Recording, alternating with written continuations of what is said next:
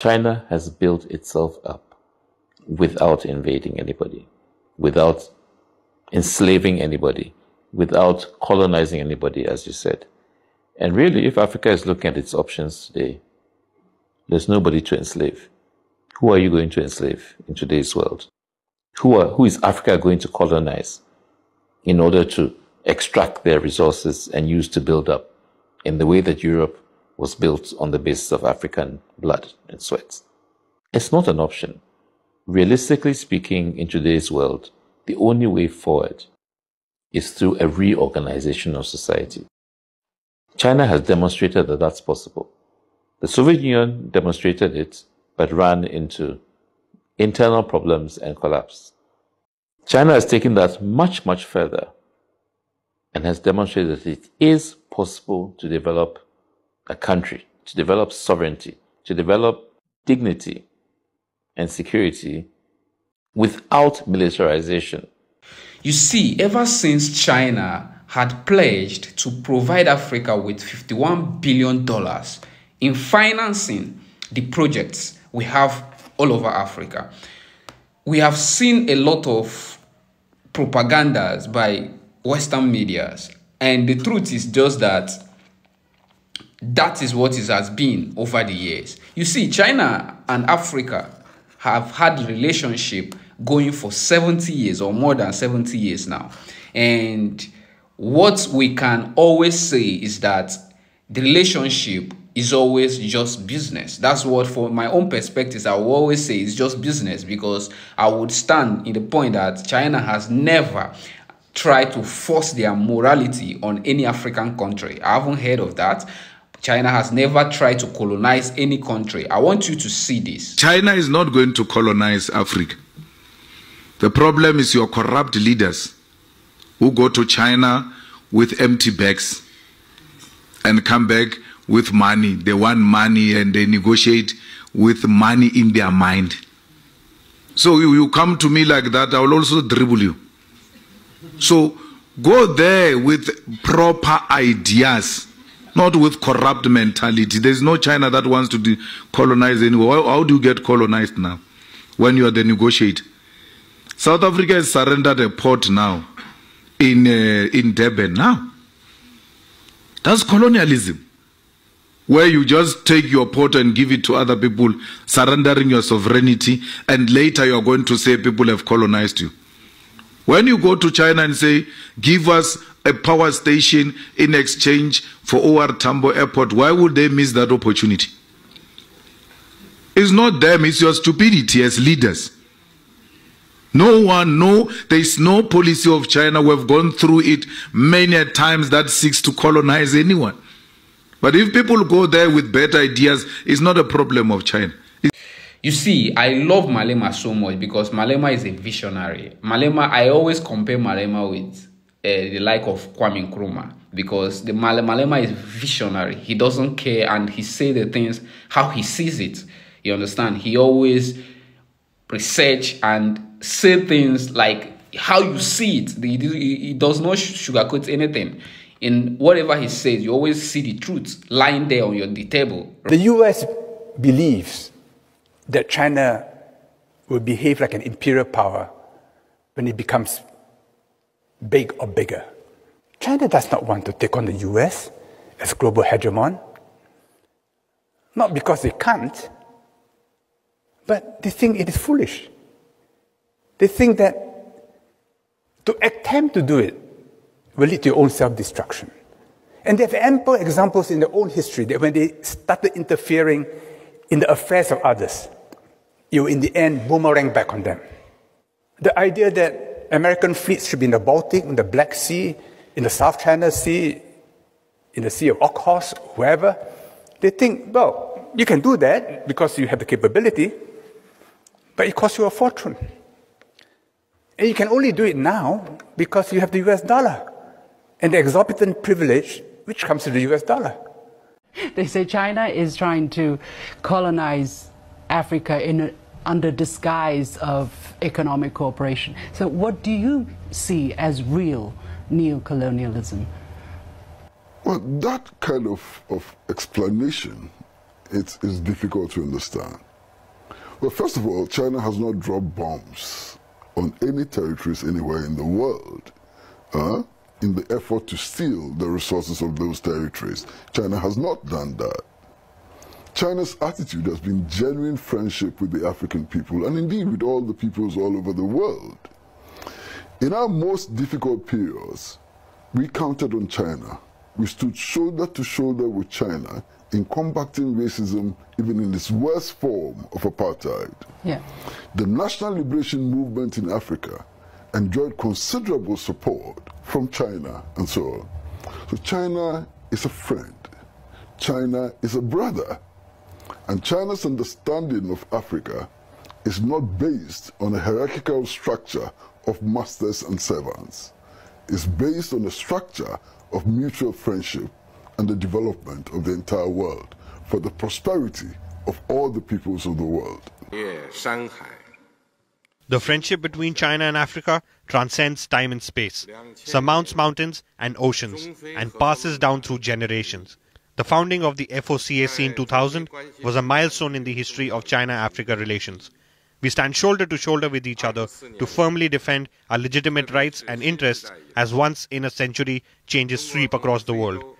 We always empathize with and support each other, setting a stellar example of a new type of international relations. You see, China has invested more than $700 billion, going to $1 trillion in Africa, over the past 60 years, or more than that.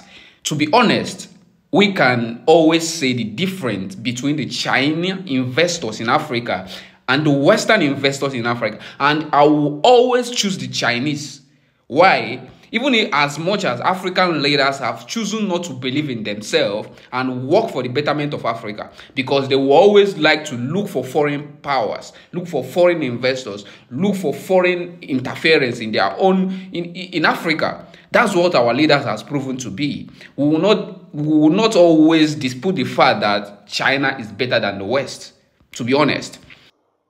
China has taken that much, much further and has demonstrated that it is possible to develop a country, to develop sovereignty, to develop dignity and security without militarization, without having to impose your will forcibly on other people and suppress other people. That has to be the vision of the future. In the nuclear world, there's no other way to grow. If social development is based on military conflicts, then we're all dead within a few decades at worst. That can't be the future. So the powers who are busy building military bases, trying to enforce their access to other people's resources, other people's land, they're lost. They're taking us all into a tailspin to death and destruction. There is no future for even their own children on the path that they're leading. It's such a glaring thing. Genuine goodness is always threatening to those on the other side of the moral spectrum. The goodness, the genuineness, the solidarity, the selflessness of China cannot be understood by those on the other side of the moral spectrum. They can't understand it. Mm-hmm. They cannot understand that we can have a relationship with China that is not abusive, that is not exploitative, a relationship in which we are not humiliated, but we are treated with respect as equals. They can't understand that because throughout the capitalist existence, there has been domination, subjugation, humiliation, exploitation, suppression of others.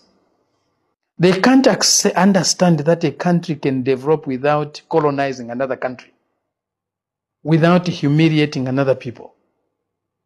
That's what China has done. Again, genuine goodness is always threatening to those on the other side of the moral spectrum. They built a world in which, from their own statistics, 8 individual human beings own more wealth than half of the globe.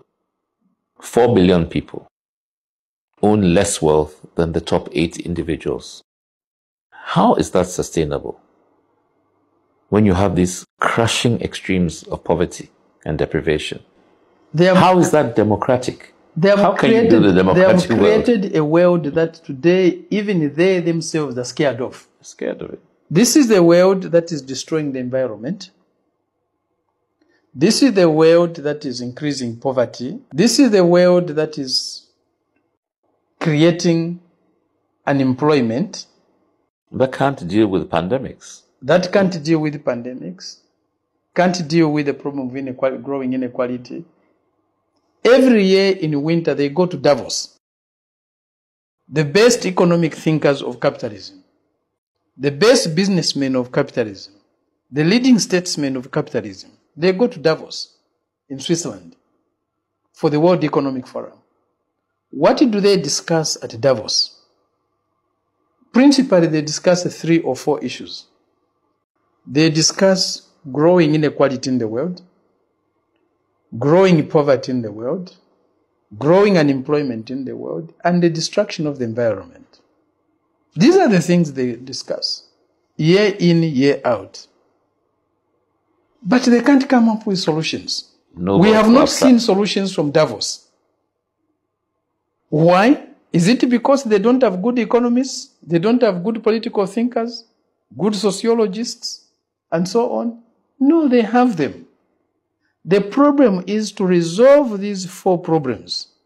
To deal with these 4 problems, capitalism has to disappear.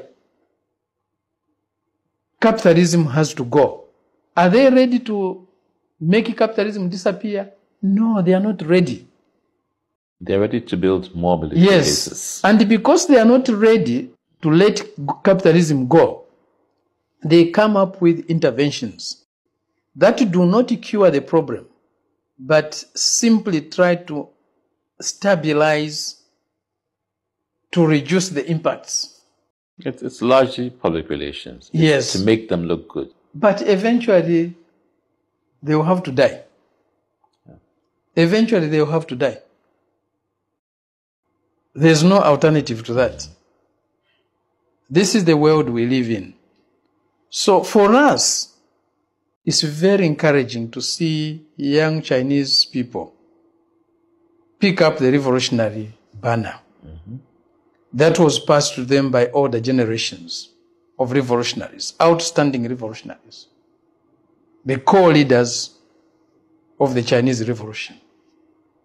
They are picking up this banner in new times, in new ways, but with the same determination and the same zeal, the same discipline, the same tenacity with which the older generations struggled to give us the China we have today. You listen to that. So the West is afraid. The West, they are afraid of what China, like, is Africa chasing? You know, there is always this puzzle for Africa. They want to get Africa to do whatever they want to do, the West especially, and they don't want Africa to develop. We should always have in mind that the West don't want Africa because they know if Africa develop, almost everything done in the US and West, like the Western countries today, are done by Africans. The highest labor, like the higher labor, what do they call it? Is the labor force.